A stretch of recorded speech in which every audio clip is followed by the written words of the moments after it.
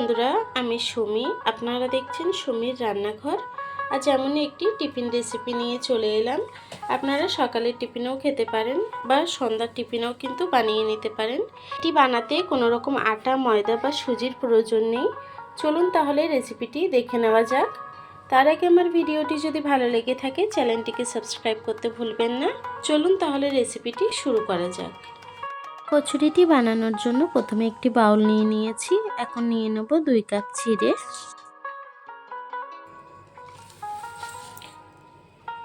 আমি 2 কাপের মতো চিড়ে নিয়ে নিয়েছি। এখন চিড়েটিকে সুন্দর করে ধুয়ে নেব।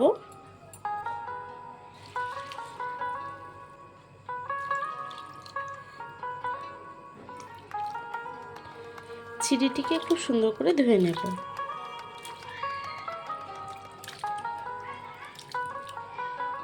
চিড়ের নোংরা জলটা ফেলে দেব।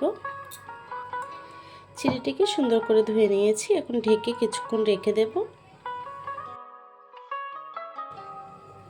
বন্ধুরা, প্রথমে একটি কড়াই বসিয়ে নিয়েছি। কড়াইটি গরম হয়ে গেছে। দিয়ে দেব সামান্য একটু তেল। তেলটি গরম হয়ে গেছে। দিয়ে দেব একটু রসুন কুচি, দিয়ে দেব একটু আদা কুচি, দেব একটু কারি পাতা,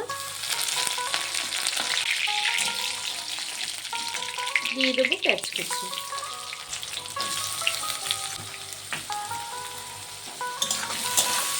পেঁয়াজটিকে দিয়েও একটু ভেজে নেব। একটু নেড়ে চেড়ে নিয়েছি। আমি কাঁচা লঙ্কাটি দিয়ে দেব। ঝালটা যতটা পছন্দ করেন সে অনুযায়ী অ্যাড করবেন।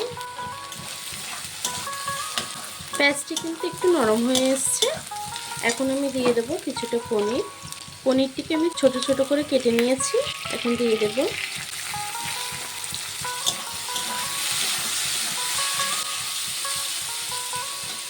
দেব সামান্য একটু হলুদ গুঁড়ো,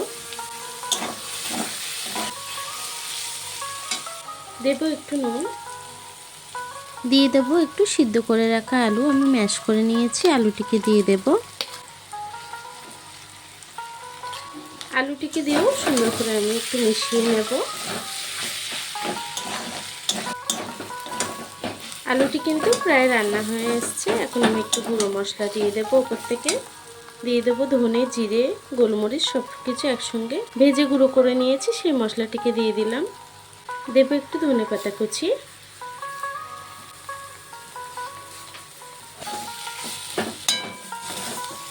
পুরটি কিন্তু আমার হয়ে গেছে। এখন একটু দিয়ে দেবো লেবুর রস উপর থেকে।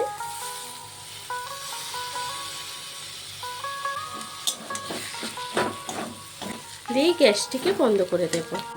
দেখুন পুরটি কিন্তু হয়ে গেছে। চলুন তাহলে কচুরিটি রেডি করে নিই। দেখুন এদিকে চিড়েটিও কিন্তু সুন্দর নরম হয়ে এসছে। 10-15 মিনিট ভিজানো ছিল। দেখুন এখন আমি এটার মধ্যে বেসন দিয়ে দেব।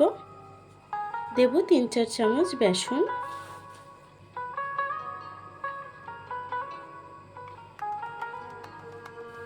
দেব একটু নুন। এখন চিড়েটিকে সুন্দর করে মেখে নেব। একদম আটার মতো করে আমি মেখে নেব। দেখুন চিড়েটি কিন্তু সুন্দর করে মাখা হয়ে গেছে। এখন একটি বাটিতে আমি অল্প করে তেল নিয়ে নিয়েছি। হাতে অল্প করে তেল মাখিয়ে নেব। নিয়ে আমি অল্প অল্প ডো এভাবে নিয়ে নেব। ডোটিকে নিয়ে আমি এভাবে একটু বাটির মতো শেপ দিয়ে নেব, যেভাবে আমরা পিঠে করি পুর ভরার জন্য। দেখুন এভাবে।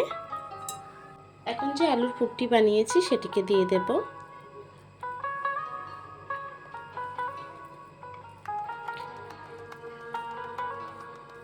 দেখুন এভাবে আমি বলের মতো বানিয়ে নিয়েছি। একটু হাতে সময় নিয়ে বানিয়ে নিতে হবে। এভাবে আমি বাকিগুলো বানিয়ে নেব।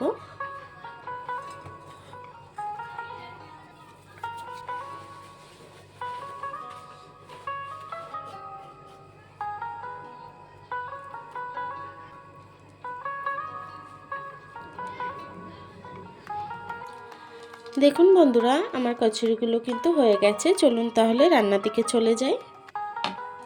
আমি একটি আপ্পা প্যান বসিয়ে নিয়েছি। আপ্পা প্যানটি গরম হয়ে গেছে, আমি তেল দিয়ে দেব। আমি সবটির মধ্যে অল্প অল্প করে তেল দিয়ে দিয়েছি। এখন তেলটিকে একটু সাইডে এভাবে লাগিয়ে নেব। তেলটি একটু বেশি করে দিয়েছি। গ্যাসটাকে একদম লো ফ্লেমে করে রাখতে হবে। এখন আমি একে একে দিয়ে দেব।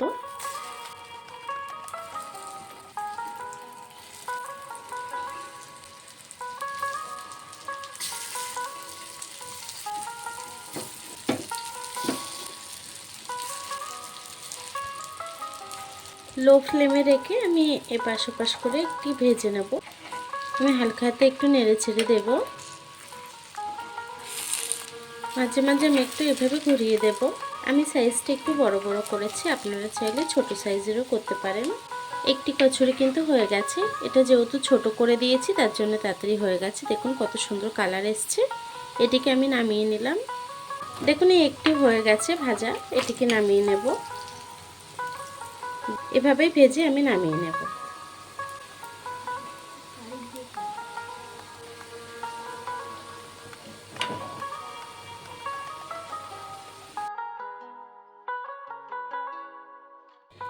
দেখুন বন্ধুরা, আমার কচুরিটা কিন্তু হয়ে গেছে। আমার এই সিম্পল রেসিপিটি আপনাদের কেমন লেগেছে কমেন্ট বক্সে জানাতে ভুলবেন না। সন্ধ্যার স্ন্যাক্সে কিন্তু এটি বানিয়ে নিতে পারেন। ছোট থেকে বড় সবাই খুব পছন্দ করবে। অবশ্যই বাড়িতে ট্রাই করবেন, আর কেমন হয়েছে কমেন্ট বক্সে জানাতে ভুলবেন না। রেসিপিটি যদি ভালো লেগে থাকে চ্যানেলটিকে সাবস্ক্রাইব করে পাশে থাকবেন। কতটা ক্রাঞ্চি হয়েছে এটা আপনাদেরকে ভেঙে দেখাচ্ছি। দেখুন পুর ভরা। আপনারা খুব সহজে এটি বানিয়ে নিতে পারেন। রেসিপিটি যদি ভালো লেগে থাকে চ্যানেলটিকে সাবস্ক্রাইব করে পাশে থাকবেন। আর এতক্ষণ ধরে আমার ভিডিওটি দেখার জন্য আপনাদেরকে অসংখ্য ধন্যবাদ।